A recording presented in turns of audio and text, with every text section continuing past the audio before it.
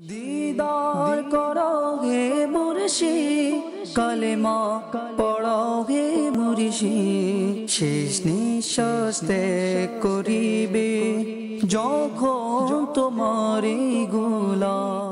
আলহামদুলিল্লাহি রাব্বিল আলামিন ওয়াসসালাতু ওয়াসসালামু আলা খাতামিন নাবিয়্যিন আম্মা বা'দ ফাআউযু বিল্লাহি মিনাশ শাইতানির রাজীম বিসমিল্লাহির রহমানির রহিম আসসালাতু ওয়াসসালামু আলাইকা ইয়া রাসূলুল্লাহ ওয়া আলা আলিকা ওয়া আসহাবিকা ইয়া হাবিবাল্লাহ আসসালাতু ওয়াসসালামু আলাইকা ইয়া নবিয়াল্লাহি ওয়া আলা আলিকা ওয়া আসহাবিকা ইয়া নূরাল্লাহ।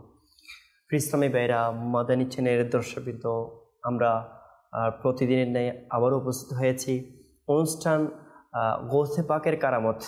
এই অনুষ্ঠানে আমরা আলহামদুলিল্লাহ প্রতিদিনের ন্যায় আল্লাহর ওলিদের কারামত সম্পর্কে আমরা শ্রবণ করে থাকি। আল্লাহর ওলিদের যে ক্ষমতা রয়েছে, আল্লাহ প্রদত্ত যে ক্ষমতা দিয়েছে, এই সম্পর্কে আমরা শ্রবণ করে থাকি। প্রতিদিন আমরা বিভিন্ন বিষয়ে শ্রবণ করে থাকি। আজকেও আমরা আমার গৌসে পাক রহমতুল্লাহ তাআলা আলাইহি এর একটি বিশেষ কারামত, বিশেষ একটা ক্ষমতা সম্পর্কে আমরা শ্রবণ করবো ইনশাআল্লাহ।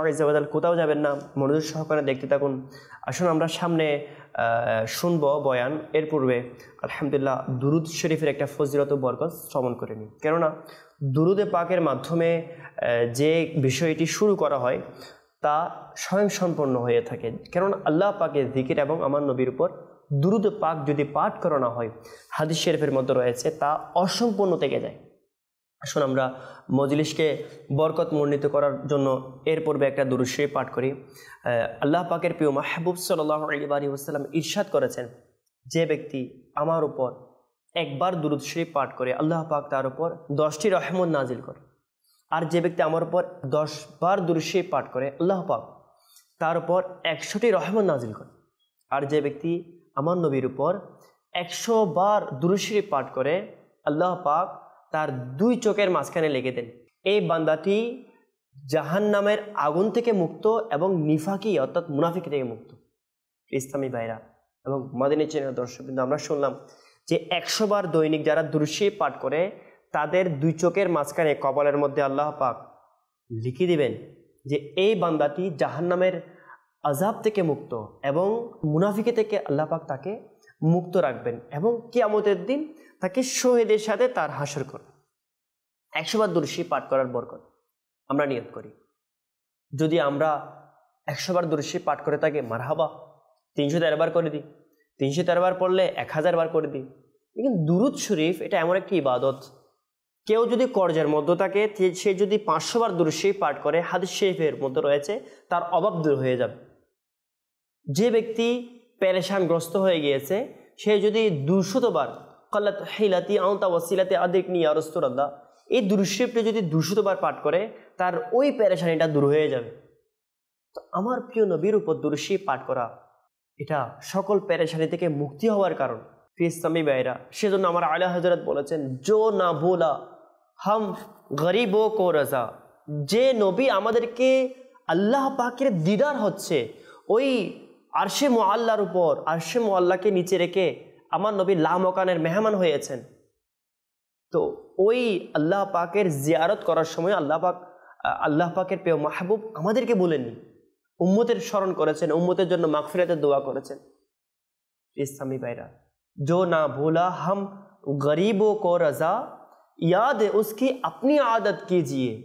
ওই নবীর স্মরণকে নিজের আপন করে নাও, যেন নবীর স্মরণ যতক্ষণ থাকবে ওই সময়টা তোমার জন্য জীবন হিসেবে ধার্য হবে, বাকিটা জীবন না। আমার নবীর ইয়াদ ছাড়া এটা জীবন হতে পারে কখন? ইয়া রাসূলুল্লাহ, আমি তো দুনিয়াতে বেঁচে আছি আপনার জন্য। জমিন ও জামা তোমারে লিয়ে, মকিন ও মক্কা তোমারে লিয়ে, हम आए यहाँ तुम्हारे लिए, उठे भी वहाँ तुम्हारे लिए, दहन में जबा तुम्हारे लिए, बदन में है जा तुम्हारे लिए, हम आए यहाँ तुम्हारे लिए, उठे भी वहाँ तुम्हारे लिए। ইসলামে ভাইরা, আমরা নিয়ত করি ওই নবীর প্রতি আমরা দুরূদ শরীফের অভ্যস্ত হই। আসুন আমরা মজলিসকে বরকত মণ্ডিত করার জন্য একবার দুরূদ শরীফ পাঠ করি। সল্লু আলাল হাবিব সাল্লাল্লাহু তাআলা আলা মুহাম্মদ সাল্লাল্লাহু তাআলা আলাইহি ওয়া আলিহি ওয়াসাল্লাম। সালাতু ওয়া সালামু আলাইকা ইয়া সাইয়্যিদি ইয়া সাইয়্যিদি ইয়া মাক্কি ইয়া মাদনী ইয়া হাশমি ইয়া কুরাইশি ইয়া মুত্তালিবি ইয়া রাসূলুল্লাহ। ইসলামী ভাইরা, আমরা প্রতিদিনের ন্যায় বিভিন্ন বিষয়ে আমরা আলোচনা শুনে থাকি। আলহামদুলিল্লাহ আজকেও আমার গৌসে পাক, যিনি সকল ওলিদের সরদার, যিনি আমার প্রিয় নবীর অনেক প্রিয় লাডলা, আমার প্রিয় নবীর অনেক প্রিয় ভাজন, আল্লাহর বলি, আমার প্রিয় নবীর আউলাদে রসুল, গৌসে পাক, শাহিনশাহে বগদাদ, পীরদের পীর, পীরদের সরদার, আমার গৌসে পাক হুজুরে গৌসে পাক শেখ আব্দুল কাদের জিলানী রহমতুল্লাহ তাআলা আলাইহি এর কারামত সম্পর্কে শ্রবণ করব। ইসলামী ভাইরা, বাহাজাতুল আসরার কিতাবের মধ্যে 150 পৃষ্ঠার মধ্যে বর্ণিত রয়েছে যে একদিন আব্দুল মালিক জাইয়াল রহমতুল্লাহ তাআলা আলাইহি বর্ণনা করেছেন, আমি এক রাতে হুজুর সৈয়দনা গৌসে পাক রহমতুল্লাহ তাআলা আলাইহি এর মাদ্রাসায় দাঁড়িয়েছিলাম, অর্থাৎ মাদ্রাসায়ে নিজামিয়া, যেটার পাশ দিয়ে অতিক্রমকারীদের জন্য, যেটার পাশ দিয়ে আমার গৌসে পাককে মহব্বত করে যারা হেঁটে যাবে তাদের জন্য আল্লাহ পাকের দরবার থেকে আমার গৌসে পাক বাস দোয়া করেছেন, হে আল্লাহ তাদেরকে মাফ করে দাও। আল্লাহ পাক ওয়াদা দিয়েছেন আমার গৌসে পাকের মাদ্রাসার পাশ দিয়ে যারা হেঁটে যাবে তাদেরকে মাফ করে দেবে, তাদের আযাবকে কমিয়ে দেবে। ইসলামী ভাইরা, ওই মাদ্রাসায় নিজামিয়ার পাশে দাঁড়িয়েছিলাম। তিনি রহমতুল্লাহ তাআলা আলাইহি ভিতর থেকে একটি লাঠি মুবারক হাত মুবারকে নিয়ে তাশরীফ আনলেন। আমার মনে হলো যে যদি এই লাঠি মুবারক দিয়ে যদি কোনো কারামত দেখাতো। ইসলামী ভাইরা, আমরা অনেক আল্লাহর ওলি দেখে মনে হয় তিনি যদি আকাশের মধ্যে যদি একটু উড়াল দিত, কোনো যদি অলৌকিক কিছু দেখাতো, তখন আল্লাহর ওলি মানব। ইসলামী ভাইরা এবং মাদানী চ্যানেল দর্শক কিন্তু মনে রাখবেন, আল্লাহর ওলি তিনি যার উপর আল্লাহ পাক খুশি হয়ে তাকে বন্ধু বানিয়ে নেন। কারামত দেখানো এটা অন্য অপশনের বিষয়। আল্লাহর ওলি হওয়ার জন্য যে কারামত দেখানো শর্ত, এটা প্রয়োজন নেই, এটা জরুরি নেই। অনেক আল্লাহর ওলি আছেন যাদের কোনো কারামত প্রকাশ পায়নি, সেজন্য তাদেরকে আল্লাহর ওলি বলা যাবে না। সকল সাহাবায়ে কেরাম, সকল ওলিদের চেয়ে শ্রেষ্ঠ কোনো আল্লাহর ওলিরা, কোনো গৌস, কোনো কুতুব একজন সাহাবায়ে কেরামের ধুলি মুবারক পর্যন্ত বসতে পারবে না। মৌলা আলী রাদিয়াল্লাহু তাআলা আনহু একটু প্রকাশ্যভাবে একটু গরিব ছিলেন, অর্থাৎ দারিদ্র ছিলেন। কাফেররা একজন ভিক্ষুককে ইনার দিকে তাড়িয়ে দিলেন, বলে ওই আলী রাদিয়াল্লাহু তাআলা আনহুর কাছে যাও, ইনার কাছে চাও। এটা আসলে উপহাস করে পাঠানো হয়েছিল, যেন নাউযুবিল্লাহ অপমান করা হয়, মুসলমানকে যেন অপমান করা হয়, সাহাবী রাসূলকে যেন অপমান করা হয়। এই খারাপ নিয়তে কাফেররা মিলে একজন ফকিরকে মৌলা আলী রাদিয়াল্লাহু তাআলা আনহুর নিকট পাঠানো হলো। তো মৌলা আলী রাদিয়াল্লাহু তাআলা আনহু বললেন, তোমার হাত দাও। ওই হাতের মধ্যে 10 বার দুরূদ শরীফ পাঠ করে ফু দিলেন। ইসলামী ভাইরা, দুরূদ শরীফে কি বরকত! 10 বার দুরূদ শরীফ পাঠ করে যখন ফু দিলেন, ফু দেওয়ার পর বললেন, হাত মুষ্টিটা বন্ধ করো। বন্ধ করার পর বলো, ওই কাফিরদের কাছে যাও যারা উপহাস করার জন্য, হাস্য রসিকতা করার জন্য আমার কাছে পাঠিয়েছে। তারা জানে আমার কাছে সম্পদ নেই, কিন্তু তারা জানা সত্ত্বেও আমার কাছে তোমাকে পাঠিয়েছে যেন উপহাস করা হয়। মুসলমানদেরকে নিয়ে, সাহাবী রাসূলকে নিয়ে যেন উপহাস করা হয়। তাদের সামনে গিয়ে খুলো। তো ওই ভিক্ষুক হাত মুষ্টিবদ্ধ 10 বার দুরূদ শরীফ পরে মৌলা আলী রাদিয়াল্লাহু তাআলা আনহুর ভেলায়েতের জবানে পাক দিয়ে ফু মুবারক দিলেন। ওই হাতটা মুষ্টি বন্ধ করে ওই কাফেরদের সামনে যখন খুললেন, সাথে সাথে ওই হাতের মধ্যে একটা দিরহাম ছিল। এই কারামত দেখে সাথে সাথে কয়েকজন কাফেররা ঈমান এনে মুসলমান হয়ে গেল।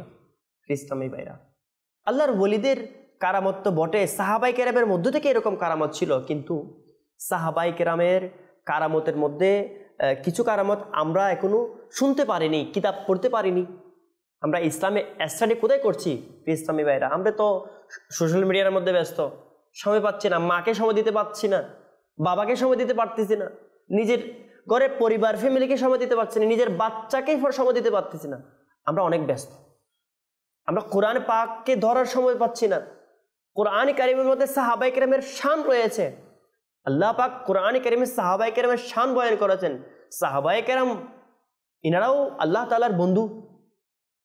ইসলামী ভাইরা, আল্লাহ পাক ইনাদের শানে অনেক আয়াত নাজিল করেন। সিদ্দিক আকবর রাদিয়াল্লাহু তাআলার শানে আয়াত নাজিল করেছেন, তোমাদের মধ্য থেকে নিশ্চয় সবচেয়ে সম্মানিত ব্যক্তি সে যে তোমাদের মধ্য থেকে সবচেয়ে বেশি তাকওয়াওয়ালা। আর এখানে তাকওয়াওয়ালা উদ্দেশ্য হচ্ছে আমার সিদ্দিক আকবর।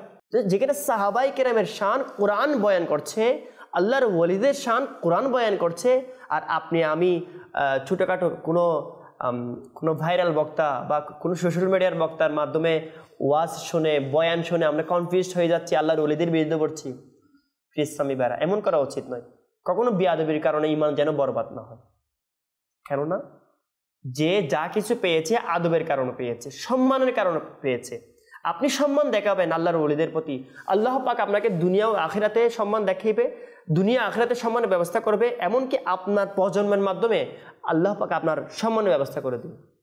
আপনি যদি কোনো আল্লাহওয়ালা ব্যক্তির সাথে বেয়াদবি করেন, আল্লাহ পাকের পানা আস্তাগফিরুল্লাহ, তো আপনার সন্তানেরা আপনাকে অপমান করবে, আপনার এলাকাবাসীরা আপনাকে অপমান করবে, আপনার মহল্লাবাসী, আপনার দেশবাসী আপনাকে অপমান করবে, কিয়ামতের দিন অপমান হবে। ইন্নাল্লাযীনা ইউযুনাল্লাহা ওয়া রাসূলাহু লাআনাহুমুল্লাহু ফিদ দুনিয়া ওয়াল আখিরাহ। আল্লাহ পাক সূরা আহজাবের মধ্যে ইরশাদ করেছেন, নিশ্চয় যারা আল্লাহ ও রাসূলকে কষ্ট দেয় তাদের জন্য দুনিয়া ও আখিরাতে আল্লাহ পাকের অভিসম্পাত রয়েছে, তাদের জন্য রয়েছে লাঞ্ছনাদায়ক শাস্তি। প্রিয় ইসলামী ভাইরা, একটু চিন্তা করুন, কোনো ব্যক্তিকে যদি পুরা দুনিয়ার মধ্যে, পুরা দেশের মধ্যে অপমান করে যদি হত্যা করা হয়, তাকে বিভিন্ন অপমানের তো অনেক কিছু রয়েছে না, জুতার মালা পরিয়ে দেওয়া হয়, এটা শুধু এটা অপমান নয়, বিভিন্ন স্তর রয়েছে। আচ্ছা, মানুষ অনেকে আত্মহত্যা করে কেন? বিশেষ একটা কারণ হচ্ছে অপমানের কারণ। তো অপমান এটা এমন একটা বিষয় যেটা সবাই বরদাস্ত করতে পারে না। প্রিয় ইসলামী ভাইরা, কুরআনে কারীমের মধ্যে ইরশাদ হচ্ছে, যারা আল্লাহ ও রাসূলকে কষ্ট দিবে তাদের জন্য আল্লাহ পাক অপমানের শাস্তি রেখেছেন। ইসলামী ভাইরা, অপমানের শাস্তি, জাহান্নামে তো আযাবুন আলিম রয়েছে, অনেক কষ্টদায়ক শাস্তি, আযাবুন আযীম, অনেক মহান বড় শাস্তি, আযাবুন মুহিন, কষ্টদায়ক মহান শাস্তি। এই দুইটা শাস্তি দ্বারা আরেকটা শাস্তির আলোচনা হচ্ছে, তা হচ্ছে লাঞ্ছনাদায়ক শাস্তি। মানে অনেক অপমানিত হবে কারা? যারা আল্লাহ রসুলকে কষ্ট দেয়। আর আল্লাহ রসুলকে কারা কষ্ট দেয়? যারা আল্লাহর আমার নবীর সাহাবীকে কষ্ট দেয়, যারা আমার নবীর আহলে বাইতকে কষ্ট দেয়, যারা আল্লাহর ওলিদেরকে কষ্ট দেয়। ইসলামী ভাইরা, আমাদের উচিত আল্লাহর ওলিদের সাথে কখনো বেয়াদবি না করা, আল্লাহর ওলিদের সাথে সম্পর্ক স্থাপন করা, আল্লাহর ওলিদের মোহাব্বত রাখা। কেননা কখনো সামান্যতম কখনো বেয়াদবির কারণে যেন ঈমান বরবাদ না হয়। হ্যাঁ, আমি আরজ করেছিলাম সাহাবায়ে কেরামেরও কারামত ছিল, সাহাবায়ে কেরামের উসিলায়, আমার নবীর উসিলায় আল্লাহর ওলিদেরও কারামত রয়েছে। তো একজন ওলির যদি এমন বড় বড় কারামত প্রকাশ পায়, সাহাবায়ে কেরামের মর্তবা তো ওলিদের চেয়ে হাজার কোটি গুণ ঊর্ধ্বে। কেননা যারা আমার নবীর সাক্ষাৎ পেয়েছে সামান্য সময়ের জন্য, মান লাকিয়ান নবিয়া সাল্লাল্লাহু আলাইহি ওয়া আলিহি ওয়াসাল্লাম ওয়া মাতা আলাল ঈমান, যারা নবীর সাথে সাক্ষাৎ পেয়েছে, নবীর সোহবত পেয়েছে, নবীর সংস্পর্শ পেয়েছে এবং ওই ঈমানের উপর ইন্তিকাল করেছে, তাদেরকে সাহাবী বলা হয়। আর তাদের সম্মান হচ্ছে সকল ওলিদের চেয়ে ঊর্ধ্বে। কোনো ওলি, কোনো গৌস, কোনো কুতুব সাহাবায়ে কেরামের আমলের ধুলি কাছে পৌঁছতে পারবে না। সাহাবায়ে কেরাম সবাই ঊর্ধ্বে। আল্লাহ পাক ইনাদের সবার উপর, বাস ইনাদের সবাইকে মাফ করে দিয়েছেন, সবার উপর আল্লাহ পাক জান্নাত অবধারিত করেছেন। হার সাহাবী নবী জান্নাতি জান্নাতি। আর সাহাবায়ে কেরামও আল্লাহর ওলিদের একটা উঁচু পর্যায়ের ওলিদের মধ্যে অন্তর্ভুক্ত হয়ে থাকে। নবীদের পরে সিদ্দিকিন, আর সাহাবায়ে কেরাম সিদ্দিকিনের মধ্যে অন্তর্ভুক্ত। আল্লাহ পাক আমাদের সবাইকে আল্লাহর ওলিদের মর্তবাগুলো বুঝার তৌফিক দান করুক। প্রিয় ইসলামী ভাইরা, আরজ করছিলাম আল্লাহর ওলিদেরও কারামত হয়ে থাকে, সাহাবায়ে কেরামের কারামত হয়ে থাকে। তো আল্লাহর ওলিদের কারামতের মধ্যে এক বুজুর্গ হযরত সাইয়েদনা আব্দুল মালিক জায়াল রাহমাতুল্লাহ তাআলা আলাইহি আমার গৌস পাককে লাঠি মুবারক অবস্থা দেখে ওনার দিলের মধ্যে এটা আকাঙ্ক্ষা ছিল, আহা আমার গৌস পাক যদি এই লাঠি মুবারক দিয়ে যদি আমাকে একটু কারামত দেখাতো, তবে আমি খুশি হয়ে যেতাম, আমার গৌস পাকের কারামত আমি প্রত্যক্ষ করতে পারতাম। অথচ তার অন্তরে অন্তরে এই চিন্তা ভাবনা তো ছিল, শুধুমাত্র অন্তরে, মানে এটা আকাঙ্ক্ষা করেছিল যে আমার গৌস পাক যদি একটু লাঠি মুবারকটা দিয়ে একটু যদি ক্ষমতা দেখাতো, কোনো পাওয়ার দেখাতো। এটা বলতে দেরি কিতাবের মধ্যে বর্ণিত রয়েছে, বাহাজাতুল আসরার কিতাবের 150 পৃষ্ঠার মধ্যে, যে এদিকে আমার এইরূপ মন হলো আর ওদিকে আমার আকা, আমার মালিক, আমার গৌসে পাক রহমতুল্লাহ তাআলা আলাইহি লাঠিটি মাটিতে গেঁথে দিলেন। তখন সে লাঠি এক প্রদীপের ন্যায় আলোকিত হয়ে গেল এবং অনেকক্ষণ পর্যন্ত আলোকিত ছিল। একটা স্বাভাবিক লাঠিটা আমরা দোকানের মধ্যে খুঁজে পাই, আমাদের অনেকের ঘরের মধ্যে পাওয়া যাবে লাঠি, কিন্তু লাঠির জন্য তো হাত প্রয়োজন না।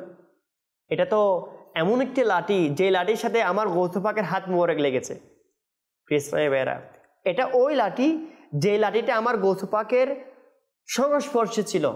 আল্লাহর ওলিদের সংস্পর্শে থাকার কারণে ওই লাঠিটি প্রদীপমান হয়ে গেল।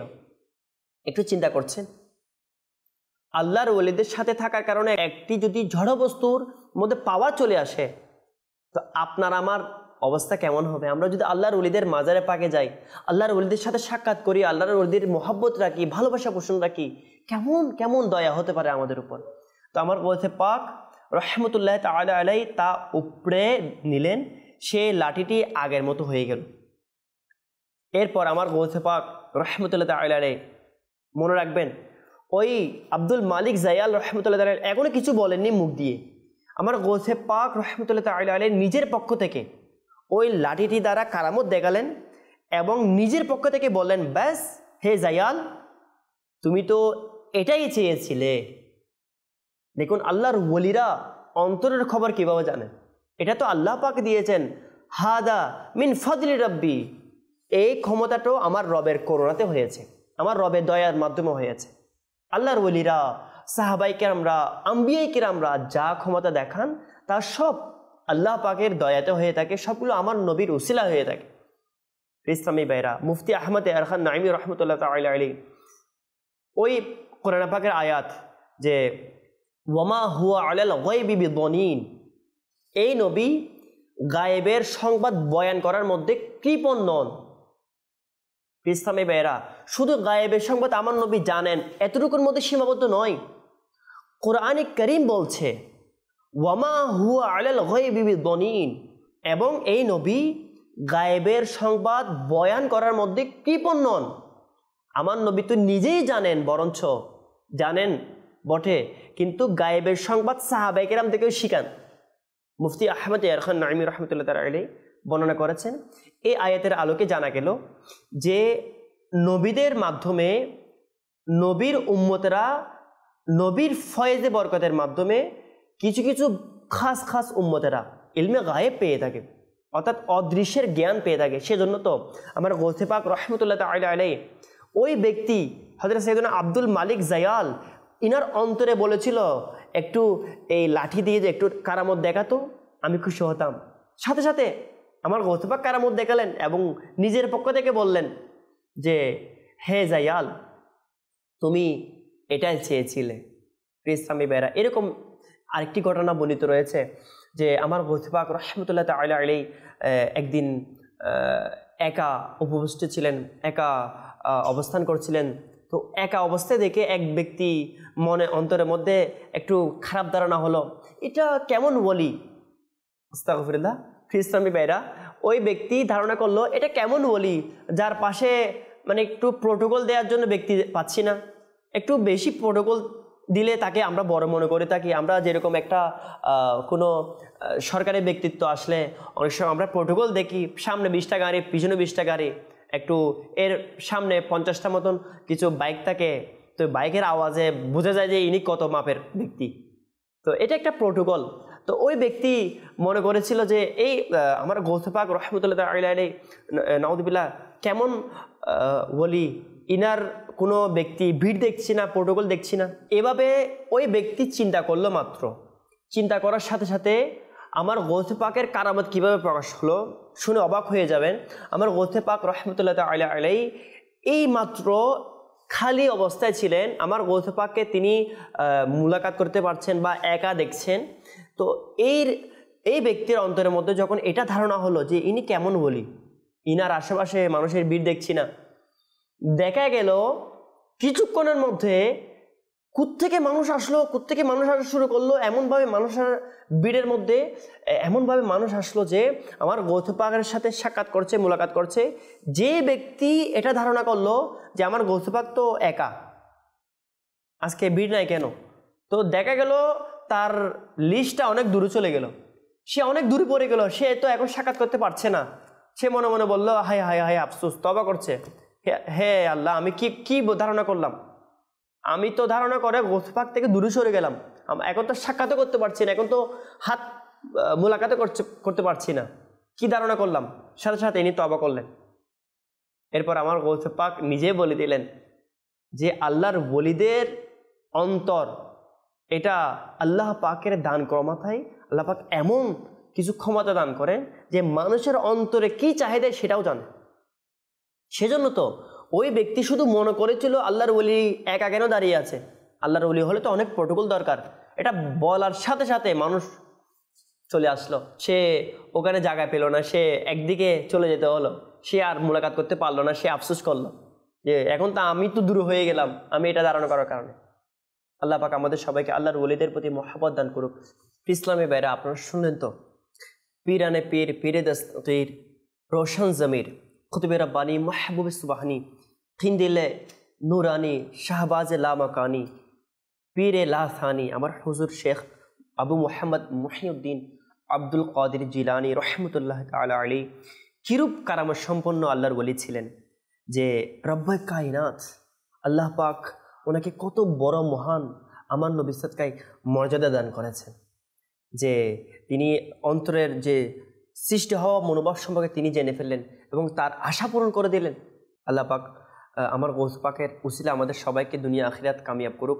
তো আমার গৌস পাকের কাসিদায়ে গাউসিয়া শরীফের মধ্যে ইরশাদ হচ্ছে, নাযরাত ইলা বিলাদিল্লাহি জামাআন কা খরদালাতিন আলা হুকমি তিসালি। ইসলামী ভাইরা, আমার গৌস পাকের শান তো এমন যে আমার গৌস পাক এর হাত মুবারকের পুরা দুনিয়ার কুল কায়নাত সবকিছু একটা সরিষা দানা পরিমাণ দেখে।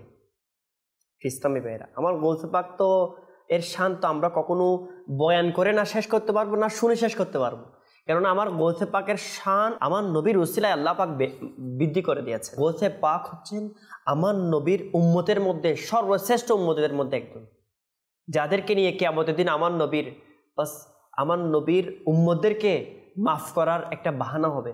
আমার নবীর উম্মতদেরকে, আমার নবীর গোলামদেরকে যাদের উসিলায় মাফ করা হবে, আমার নবীর উসিলায় তো আল্লাহর, আমার নবী সাহাবায়ে কেরাম উপর দয়া, সাহাবায়ে কেরামদের উসিলায় আল্লাহর ওলিদের উপরে দয়া। এভাবে আমার আলা হযরত ইরশাদ করেছেন, খলক সে আউলিয়া, আউলিয়া সে রসুল, আর রসুল ও সে আলা মারা নবী। অর্থাৎ সৃষ্টিগুলোর মধ্যে সর্বশ্রেষ্ঠ আল্লাহর ওলিরা, আল্লাহর ওলিদের মধ্যে সর্বশ্রেষ্ঠ নবীরা, আর নবীদের মধ্যে সর্বশ্রেষ্ঠ আমার আপনার প্রিয় নবী রসুল আরবি মুহাম্মদ আরবি সাল্লাল্লাহু আলাইহি ওয়া আলিহি ওয়া সাহবিহি ওয়া সাল্লাম। তো আমার নবীর শান যত বড়, আমার নবীর উসিলাতে সাহাবায়ে কেরাম, এরপরে আল্লাহর ওলিদের শানও বড়। কেননা আমার গৌস পাক ছিলেন শরীয়তের আলিম, শরীয়তের বলি। আমার গৌস পাক শরীয়তের পাবন ছিলেন, কখনো কোনো কাজ শরীয়ত বিরোধী কোনো কাজ করেননি। আল্লাহ পাকের দয়ায় আমার নবীর উসিলায় সব কিছু শরীয়ত সম্মতভাবে করতেন এবং শরীয়ত সম্পর্কে আল্লাহর ওলিদেরকে শিক্ষা দিতেন। আল্লাহর ওলিদের মজলিসের মধ্যে আমার গৌস পাক বয়ান করতেন। আমার গৌস পাক ইরশাদ করেছে যে শরীয়ত যদি আমার মুখে লাগাম না লাগাতো, তবে আমি তোমাদের বলে দিতাম যে তোমাদের ঘরে তোমরা কি খেয়েছো আর তোমরা কি রেখেছো, আমি তোমাদের প্রকাশ্য বাহির জাহির সব কিছু জানি। ইসলামী ভাইয়েরা, আমার গৌস পাক ইরশাদ করছেন, তোমরা আমার কাছে যেরকম একটা কাছের মধ্যে এ পাশে দেখা যায় ও পাশে দেখা যায়, তোমরা আমার কাছে একটা স্পষ্ট কাছের নেই। আমি তোমাদের ভিতর বাহির জাহির বাতিন সব দেখি, তোমার ঘরে কি আছে তাও দেখি, তোমার ঘরে কি খেয়েছো কি রেখে এসেছো তাও আমি দেখি। আমার গৌস পাকের শান দেখুন। আল্লাহর ওলিদের শান যদি এমন হয়, আমার গৌস পাকের শান যদি এত বড় হয়, তো আমার গৌস পাকের চেয়ে শ্রেষ্ঠ হচ্ছে সাহাবায়ে কেরাম। সাহাবায়ে কেরামের মধ্যে সর্বশ্রেষ্ঠ হচ্ছে যারা বদরের যুদ্ধে সাহাবাই রয়েছে। বদরের যুদ্ধে সাহাবায়ে কেরামের মধ্যে সর্বশ্রেষ্ঠ হচ্ছে আশরায়ে মুবাশশারা, যাদেরকে আল্লাহ পাকের প্রিয় মাহবুব আমার নবী এক মজলিসের মধ্যে, এক বৈঠকের মধ্যে ইরশাদ করেছেন, এ সিদ্দিক তুমি জান্নাতি, এ ফারুক আজম তুমি জান্নাতি, এ ওসমান গনি তুমি জান্নাতি, এ মোলা আলী তুমি জান্নাতি। এভাবে 10 জনকে এক বৈঠকের মধ্যে জান্নাতের সুসংবাদ দিয়েছেন। এভাবে আশরায়ে মুবাশশারাদের মধ্যে 4 জন সর্বশ্রেষ্ঠ, যাদেরকে 4 ইয়ার বলা হয়। আমার সিদ্দিক আকবর, ফারুক আজম, ওসমান গনি, মৌলা মুশকিল কুশা। এইভাবে সকল সাহাবায়ে কেরামের চেয়ে সর্বশ্রেষ্ঠ হচ্ছে নবীরা, আর সকল নবীদের মধ্যে সর্বশ্রেষ্ঠ হচ্ছে রসুলরা, আর রসুলদের মধ্যে সর্বশ্রেষ্ঠ 5 জন, হযরত সাইয়্যিদুনা মূসা আলাইহিস সালাতু ওয়াস সালাম, হযরত সাইয়্যিদুনা ঈসা আলাইহিস সালাতু ওয়াস সালাম, হযরত সাইয়্যিদুনা নূহ আলাইহিস সালাতু ওয়াস সালাম, হযরত সাইয়্যিদুনা ইব্রাহিম আলাইহিস সালাতু ওয়াস সালাম। আর সকল রসুলদের মধ্যে, সৃষ্টিকুলের মধ্যে, আসমান জমিন, লোহে কলম, আরশে আজিম, সব কিছুর মধ্যে সর্বশ্রেষ্ঠ হচ্ছে আমার আপনার নবী মুহাম্মদ মুস্তাফা সাল্লাল্লাহু তাআলা আলাইহি ওয়া আলিহি ওয়াসাল্লাম। আমার নবীর শান কত বড় হবে। এই জন্য বলা হয় গৌসে আদম দরমিয়ানে আউলিয়া, চু জানাবে মুস্তাফা দর আম্বিয়া। আল্লাহ পাক আমাদের সবাইকে আমার গৌস পাকের মহাব্বত, গৌস পাকের ইশক, গৌস পাকের প্রতি ভক্তি আল্লাহ পাক আমাদেরকে দান করুক। আল্লাহর ওলিদের প্রতি আমরা সম্পর্ক জুড়ে নিই ইনশাআল্লাহ। তারা আমাদেরকে একা ছাড়বে না। তসল্লি রাখ না হো মায়ুস, কবরে হাশর মে আত্তার, তুঝে তনহা রসুল হাশমি হারগিজ না ছোড়েঙ্গে। তোমাকে আমার নবী কখনো একা ছাড়বে না। কেননা আমার আমিরের সুন্নাত তো আমার আলা হযরতের সাথে সম্পর্ক করে নিয়েছেন। আমার আলা হযরত ইমাম আহমদ রাজা খান, আল্লাহর ওলিদেরকে মহব্বতকারী আমার আমিরের সুন্নাত। আমিরের সুন্নাত তো আলহামদুলিল্লাহ আমার নবীর উসিলায় আমার আমিরের সুন্নাত নিজে আল্লাহর ওলি, এবং তিনি আল্লাহর ওলিদের সাথে সম্পর্ক রেখেছেন যেন ইনার মুরিদরা, ইনার দাওয়াত ইসলামী যারা ইনার শুভাকাঙ্ক্ষী রয়েছে সবাই যেন আল্লাহ ওয়ালা হতে পারে। আমার আলা হযরতকে থেমে নিয়েছেন, আমার আলা হযরতের আঁচলকে ধরে নিয়েছেন। আমার আলা হযরত পর্যন্ত যারা পৌঁছতে পারবে, আমার আলা হযরত তাকে আমার গৌস পাকের কদম পর্যন্ত পৌঁছিয়ে দিবে। আমার গৌস পাকের কদম পর্যন্ত যারা পৌঁছতে পারবে, আমার গৌস পাক রহমতুল্লাহ তাআলা আলাইহি তাকে আমার মৌলা মুশকিল কুশা, বেলায়েতের সরদার, বেলায়েতের বাদশাহ, ওলিদের বাদশাহ আমার মৌলা আলী রাদিয়াল্লাহু তাআলা আনহুর কদম মুবারক পর্যন্ত পৌঁছে দিবে। আর মৌলা আলী রাদিয়াল্লাহু তাআলা আনহু আহলে বাইতে আতহার আমার নবীর কদম মুবারক পর্যন্ত পৌঁছে দিবে। আর আমার নবী পর্যন্ত যারা পৌঁছবে, আমার নবী তাদেরকে আল্লাহ তাআলা পর্যন্ত পৌঁছে দেবে। ইসলামী ভাইরা, এই জন্য আমাদের প্রয়োজন উসিলা। আল্লাহ পাক আমাদের সবাইকে আল্লাহর ওলিদের উসিলা নিয়ে দোয়া করা, আল্লাহর ওলিদেরকে মহব্বত করা, আল্লাহর ওলিদেরকে মানার মতো মানার তৌফিক দান করুক, তাদের প্রতি সম্পর্ক জোড়ার তৌফিক দান করুক।